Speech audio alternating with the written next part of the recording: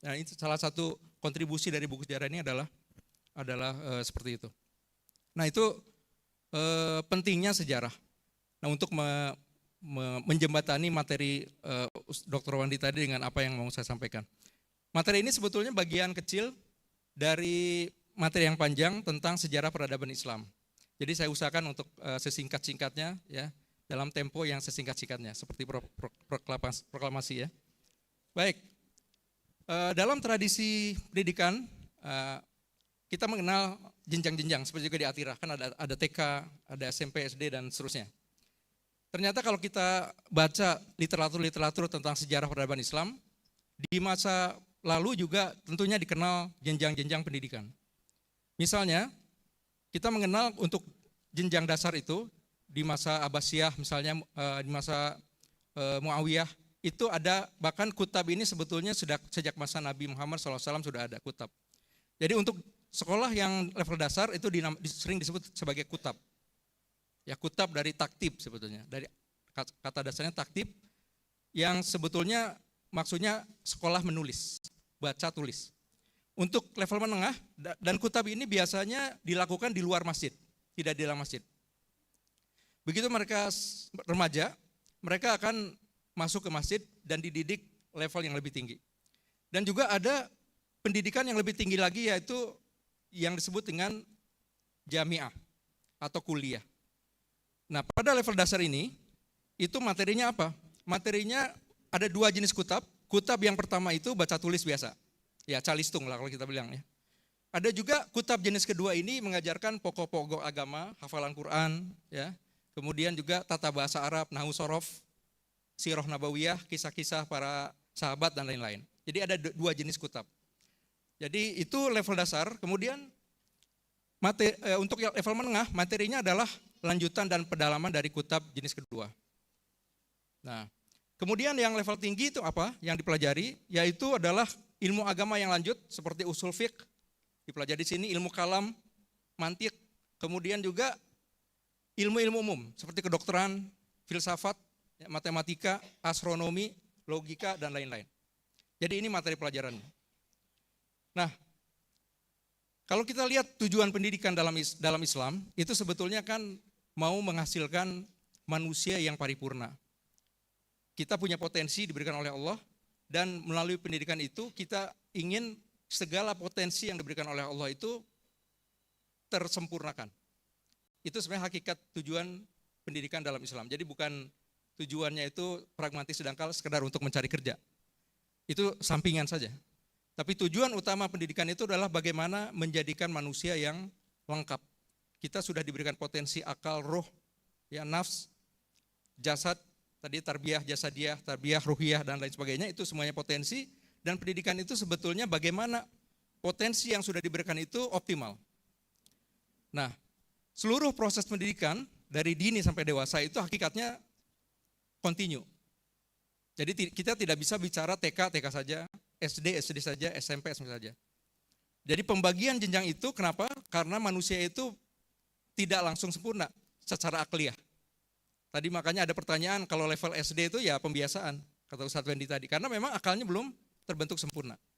Jadi pembagian jenjang itu sebetulnya usaha untuk mengikuti perubahan manusia menuju kesempurnaan potensinya itu.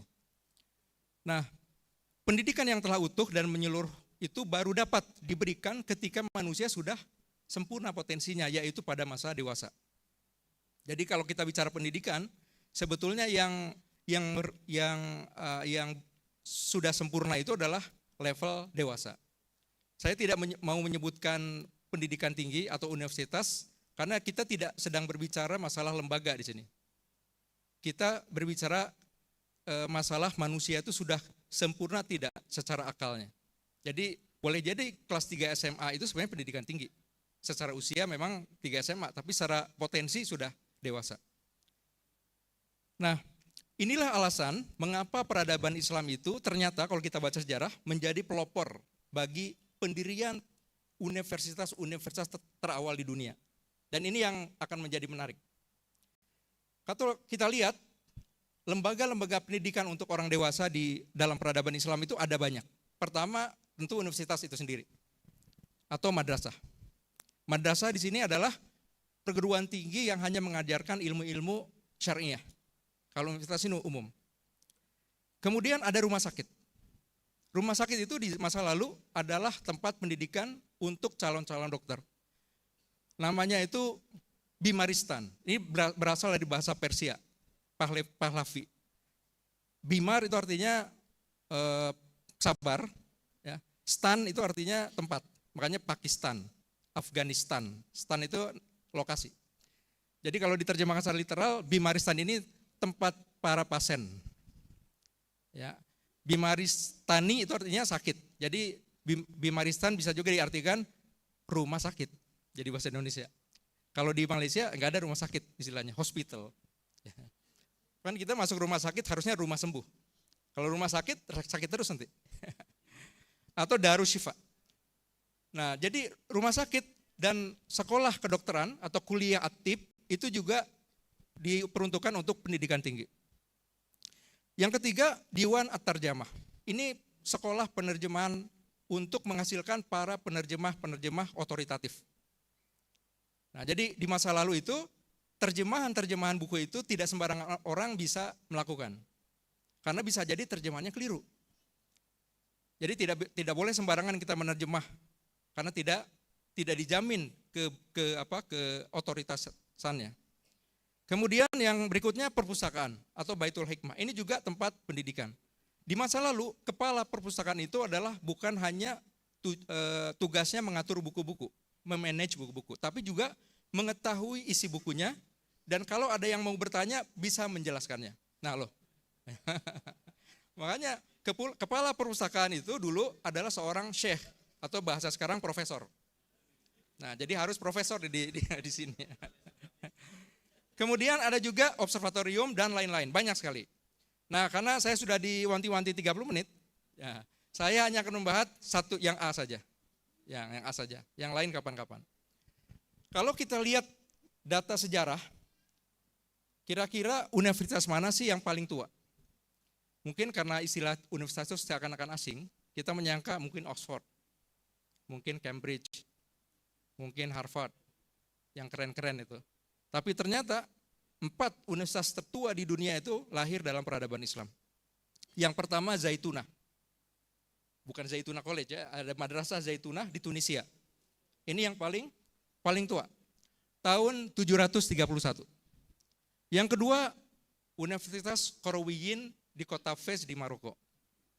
Tahun 859 dan menariknya ini didirikan oleh seorang perempuan bernama Fatimah Fihriyah atau Fatimah Al-Fihri di kota Fez.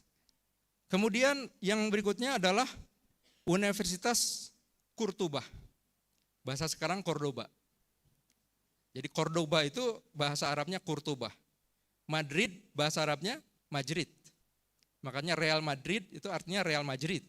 Madrid itu artinya apa? Kota yang dibelah oleh sungai. Majaro. Sungai mengalir. Kota Madrid adalah kota yang dibelah oleh sungai. Kemudian Al-Azhar. Siapa yang tidak kenal Al-Azhar? Universitas yang sangat besar hingga detik ini di Kairo. Kemudian yang berikutnya Nizamiyah. Universitas Nizamiyah itu adalah universitas yang sangat besar dan punya cabang seperti Atirah di beberapa kota. Jadi yang pusatnya di Baghdad. Siapakah rektor Universitas Nizamiyah? Pasti pada kenal. Yaitu Profesor Dr. Abu Hamid Al-Ghazali. Kalau zaman sekarang itu gelarnya. Tapi zaman dulu adalah Hujjatul Islam ya, Abu Hamid Al-Ghazali. Itu rektor. Jadi bukan ulama biasa. Beliau itu adalah rektor pertama dari Universitas Nizamiyah. Nama Nizamiyah ini dari penguasa, yaitu penguasa bernama Nizamul Muluk. Barulah tahun 1008 ya, 1088 lahir universitas pertama di rahim peradaban barat, yaitu Universitas Bologna di Italia.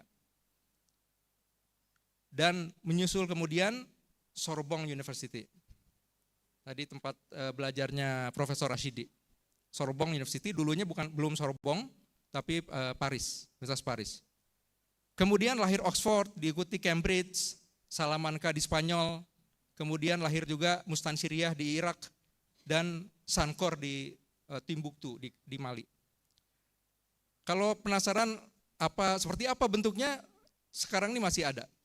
Ini adalah universitas pertama di dunia, Zaitunah tahun 731 di kota Damaskus, di Tunisia. Di Tunisia. Saya nggak tahu apa karena perang masih ada atau tidak, tapi ini sempat fotonya ada. Kemudian Universitas Qarawiyyin di kota Fez di Maroko. Ini masih beroperasi kalau yang ini. Jadi Bapak Ibu sekalian yang mau belajar di universitas tertua di dunia masih ada. Kalau dulu LPDP masih dibuka ke sini. Beasiswa. Masih bisa. Kemudian sebetulnya ini ada video. Ada video tapi saya akan skip. Filenya sudah saya berikan ke panitia. Silakan. Nah, jadi ini menyimpan manuskrip. Ini adalah manuskrip Ibnu Rushd, Tahafudz al-Falasifah. Manuskrip Tahafudz al-Falasifah. Kemudian juga ada manuskrip Ibnu Khaldun. Manuskrip pertama Ibnu Khaldun itu ada di Qarawiyyin. Siapa lulusan Universitas Qarawiyyin? Salah satunya adalah Ibnu Khaldun sendiri. Kemudian penjelajah terkenal Ibnu Batutah dan Ibnu Arabi. Ibnu Arabi yang sufi, ya, bukan Ibnu Arabi. Dan beberapa tokoh besar lain. Jadi itu lulusan perguruan tinggi, Bapak Ibu sekalian. Ulama-ulama kita itu lulus dari perguruan tinggi dan dapat ijazah seperti kita persis. Kemudian juga, ya ini indah sekali, di tengah itu selalu ada, kalau Universitas Islam itu selalu ada pancuran, air mancur. Menandakan ilmu itu adalah seperti oase. Ya, selalu kalau kita lihat universitas Islam di masa lalu itu selalu ada, di tengah ada plaza, dan selalu ada pancuran air. Itu ciri khas. Nah, di Atirah juga mungkin ada. Belum ada. Bisa dibuat ya. Ya. Kemudian Al-Azhar kita tahu semua, ya, ini sudah tidak asing lagi. Kita bisa lihat ada plaza juga di tengah. Di ITB juga ada plazanya dan ada air mancur. Ya. Kemudian ini Universitas Nizamiyah sudah tidak ada, fisiknya tidak ada. Yang tersisa adalah prasasti dari murid dari Imam Al-Ghazali. Ya, ini prasastinya Ibn Tumar. Ibn Tumar itu murid dari Imam Al-Ghazali. Dia membuat satu prasasti isinya akidah. Tentang akidah Ahlus Sunnah wal Jamaah. Gambar sebelah itu adalah yang merah, serbuan tentara Mongol dari Mongolia ke seluruh dunia Islam. Mereka menghancurkan semua buku-buku, ya, Baitul Hikmah termasuk, semua dibakar. Gedung-gedung juga dihancurkan, ya tentu manusia itu dibunuh, sehingga Madrasah Nizamiyah itu tidak ada sisa satupun, puing-puingnya itu. Dan buku Baitul Hikmah yang luar biasa itu sebagian dibakar, mereka nggak peduli dengan ilmu pengetahuan, yang penting itu bunuh orang. Ya.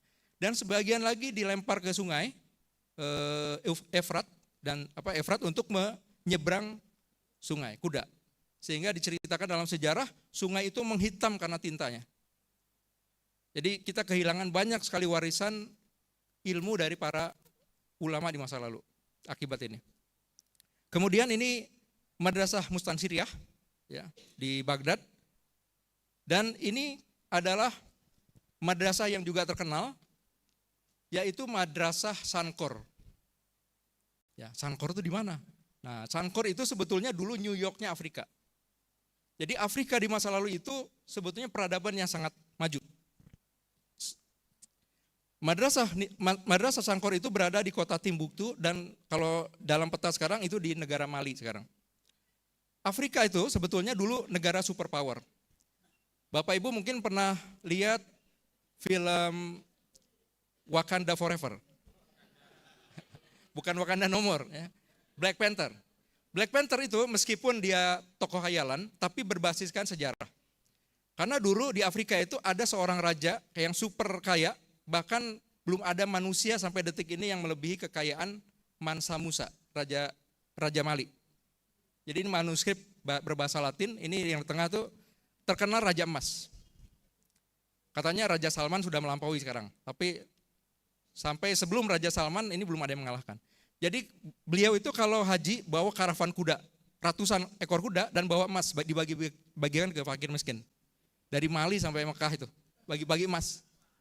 Saking kayanya. Jadi ini dicatat sebagai orang paling kaya di dunia sampai saat ini.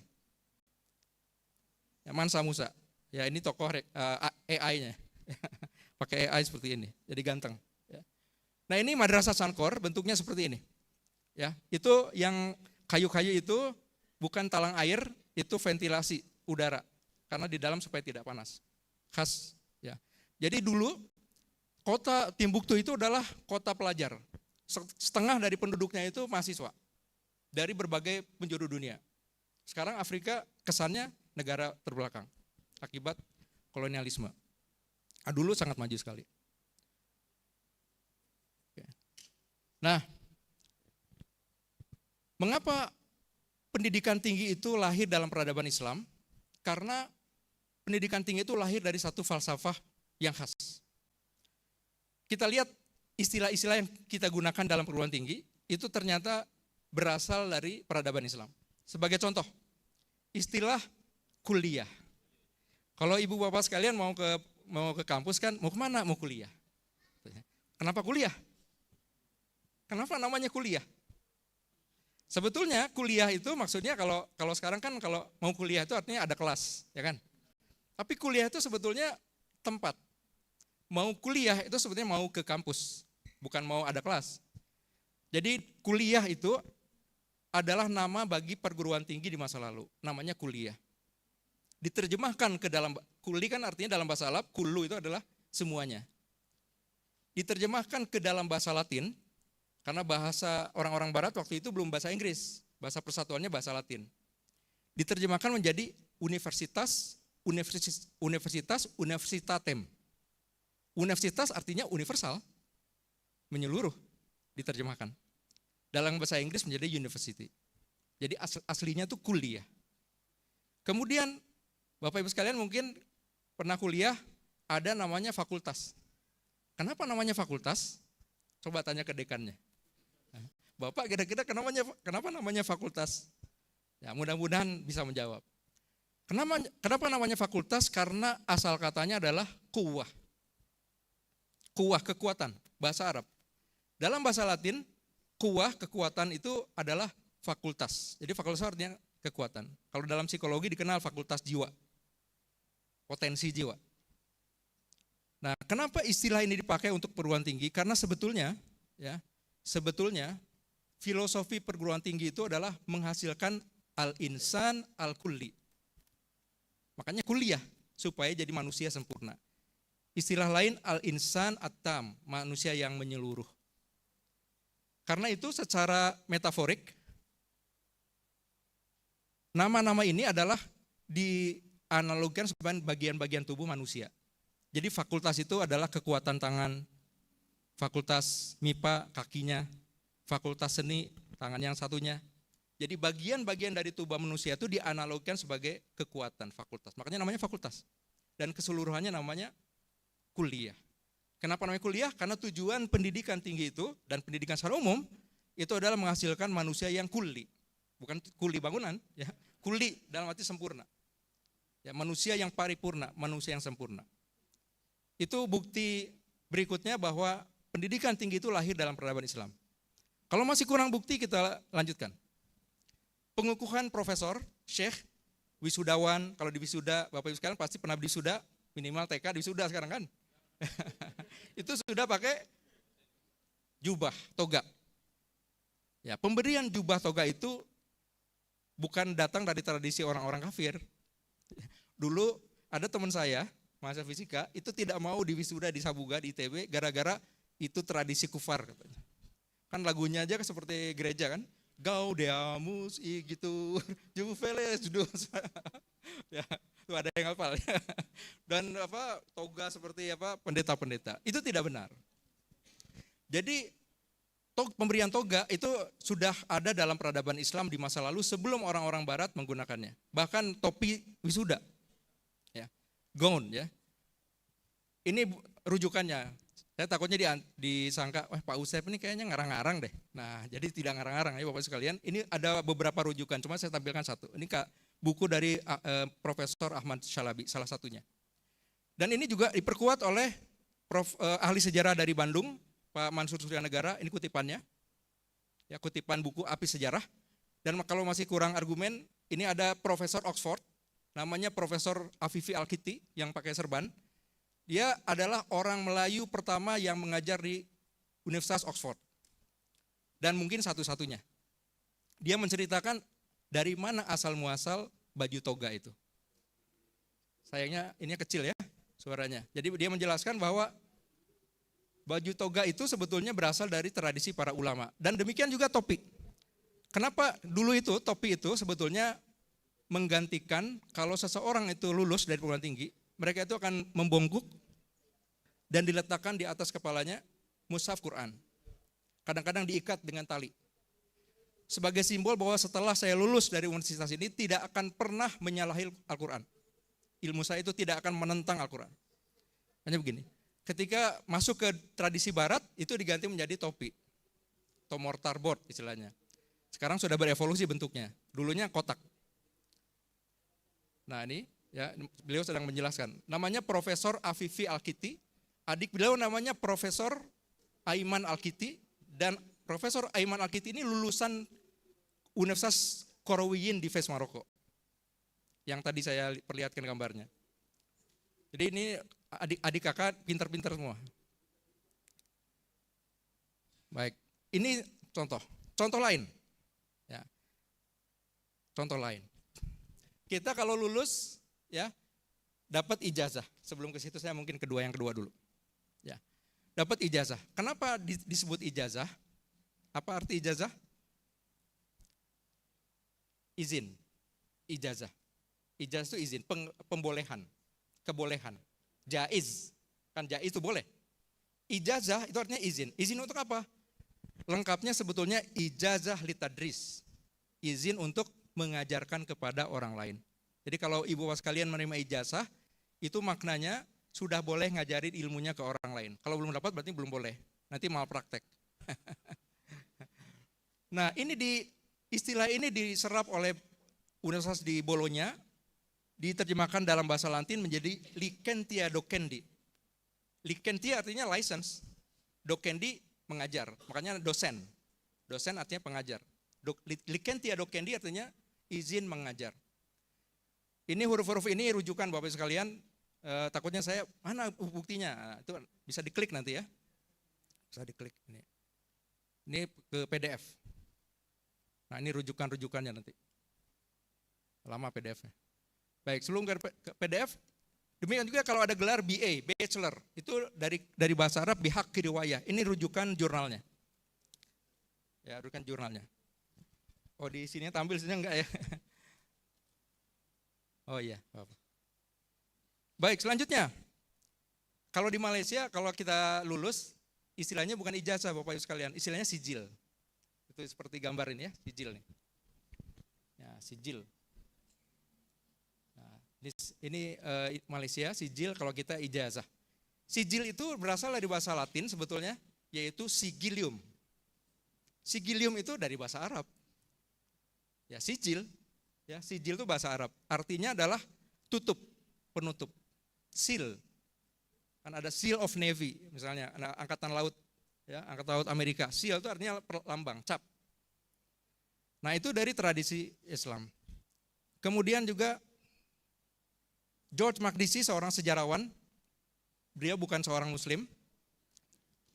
Dalam bukunya The Rise of Knowledge, The Rise of College in Europe, itu menemukan ada 18 elemen dari lembaga pendidikan tinggi yang berasal dari tradisi Islam. Rasanya ini sudah cukup sebetulnya membuktikan bahwa tradisi pendidikan tinggi itu berasal dari rahim peradaban Islam. Ini ijazah orang-orang Eropa dulu. Ini dekat ya.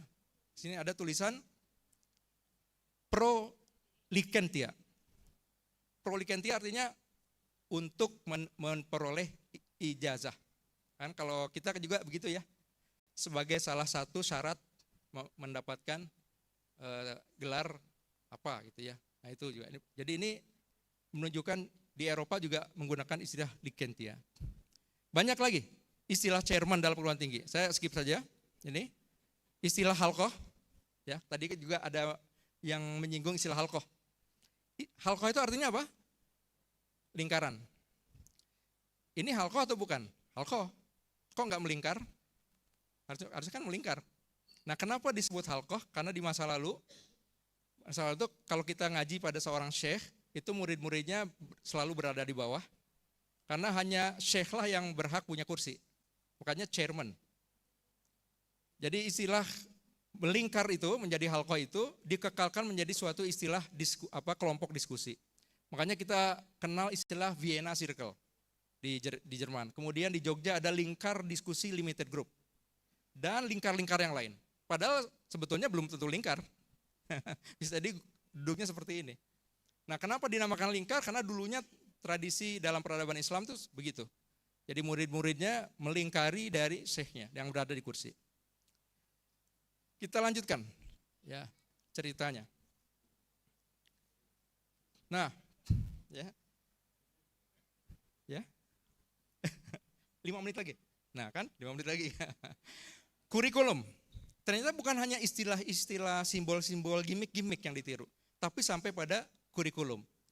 Kurikulum yang digunakan di Zaitunah itu diadopsi oleh beberapa universitas di barat. Ini saya percepat ya. Biasanya kalau masuk ke universitas diajarkan 3 mata kuliah yang disebut dengan trivium, yaitu logika, tata bahasa, dan retorika. Harus jago berpikir kritis, harus jago ngomong, harus jago nulis. Pelajar itu, mahasiswa itu harus jago berpikir, logikanya jalan, jago menulis, dan jago berbicara. Makanya dibekali dulu 3 sina'ah. Ya, sina'ah talata. Setelah menguasai dikasih 4 quadrivium. Itu biasanya seperti itu kurikulumnya. Itu ditiru di beberapa universitas di Eropa. Misalnya sekarang masih juga, jadi kalau Bapak Ibu sekalian mau masuk misalnya Harvard, mau kurikulum liberal arts yang digunakan oleh orang-orang Islam atau kurikulum modern. Bedanya apa? Kalau liberal arts itu kita tidak ada penjurusan. Belum ada penjurusan. Jadi kemampuan dasar itu yang di literasi numerasi kalau kita sekarang ya. Jadi dia akan dididik menulis secara hebat, berbicara secara hebat, berpikir kritis secara hebat. Baru setelah itu lulus dari college itu memilih spesialisasi masing-masing. Jadi ini di Bologna, di Oxford, di Salamanca, di Harvard, di Yale, Princeton itu menawarkan kurikulum liberal arts yang sebetulnya itu dari kurikulum orang-orang Islam di masa itu. Di Indonesia satu-satunya universitas yang menawarkan liberal arts itu adalah Universitas Pelita Harapan yang sebetulnya universitas Kristen ya di Jakarta. Suka diplesetkan uang papa habis karena saking mahalnya. Nah, jadi ini tradisi wakaf, Bapak sekalian itu juga ditiru ya. Ya. Memang kalau dengar cerita saya kayak lebay ya. Tapi tidak apa-apa, memang reaksi pertama suka gitu, ini kayaknya lebay, tapi lama-lama akan bisa menerima. Dan ini kalau kita ketahui, anak didik kita tahu, para siswa kita tahu betapa hebatnya peradaban Islam. Ini baru institusi 1. Saya belum cerita rumah sakit karena udah diancam 30 menit. Jadi universitas 30 menit, rumah sakit 30 menit, ya observatorium 30 menit, berarti 4 jam ya. Baik. Ini penutup ya, kata-kata yang saya kutip ini tentang bagaimana universitas di barat itu meniru ya tradisi pendidikan tinggi di Islam. Bahkan sampai kalimat motivasi. Ini Bertrand of Chartres, ini seorang ahli pendidikan di Eropa di abad pertengahan, sampai untuk motivasi aja ngutip Imam Haramain Al-Juwaini, guru dari Imam Al-Ghazali. Nah, dia menulis di bukunya, kalau mau jadi mahasiswa yang hebat, mau jadi siswa yang hebat, syaratnya adalah mens humilis, studium quaerendi, vita quieta, scrutinum tacitum, pauperitas terra aliena. Ternyata ini terjemahan dari bahasa Arab. Kata Imam Haramain Al-Juwaini, kalau mau jadi pelajar yang hebat, syaratnya zakaun, cerdas. Wahirsun, punya gairah, punya semangat. Cerdas kalau nggak punya semangat, percuma. Wa iftiqarun, hidup sederhana. Jadi meskipun kita orang kaya, kalau sedang jadi pelajar, jangan bermewah-mewahan. Kata Imam Haramain. Wa iftiqarun wa ghurbatun, negeri yang jauh. Jadi jangan sungkan-sungkan berkelana ke negeri yang paling jauh sekalipun kalau memang ada guru yang hebat. Jangan inginnya di Bandung aja, inginnya di Makassar aja. Kalau ada tawaran dari Harvard, ke Harvard. Ya. Kemudian watalqinu ustadin, talqin ajaran dari guru-guru, dan yang terakhir watulu zamanin, waktu yang panjang. Jadi nggak bisa instan namanya belajar. Nasihat Imam Juwaini ini dipakai motivasi ini oleh Bertrand of Chartres. Jadi sampai kalimat motivasi aja dipakai. Bagian kedua yang tidak saya akan bahas adalah bagaimana perpindahan tradisi ilmiah itu dari dunia Islam ke Barat. Saya yakin waktunya udah habis, ya. Tapi saya mau bandel 5 menit. Yang pertama, melalui proses penerjemahan buku-buku berbahasa Arab ke bahasa Latin. Yang kedua, studi orang-orang Barat ke dunia Islam. Saya hanya memperlihatkan yang kedua saja. Yang ke satu, yang ketiga saya tidak perlihatkan. Emang ada mahasiswa Barat ke negeri-negeri Islam? Ada. Ini contohnya. Nah ini tidak saya. Nah ini nama mahasiswa orang Eropa, ya. Namanya ini dari Roma ke Syria. Bahkan Paus Pope Sylvester itu pernah belajar di Korowiyin. Ya. Konstantin Africanus dari Monte Cassino ke Spanyol. Soalnya waktu itu masih kekuasaan Islam. Ini nama-nama mahasiswa yang belajar dari Eropa ke dunia Islam. Ya mungkin sebagian asing tapi pasti ini tahu. Leonardo Fibonacci. Deret Fibonacci 1, 2, 3, 5, 8 Fibonacci. Edward Pocock ini guru dari John Locke. Ya tokoh demokrasi. Gurunya Edward Pocock dan Edward Pocock ini itu profesor bahasa Arab pertama di Oxford. Baik, saya pikir itu mungkin mudah-mudahan bisa sedikit memberikan gambaran bagaimana sebetulnya Islam itu sangat kaya dengan tradisi ilmiah yang luar biasa. Terima kasih. Assalamualaikum warahmatullahi wabarakatuh.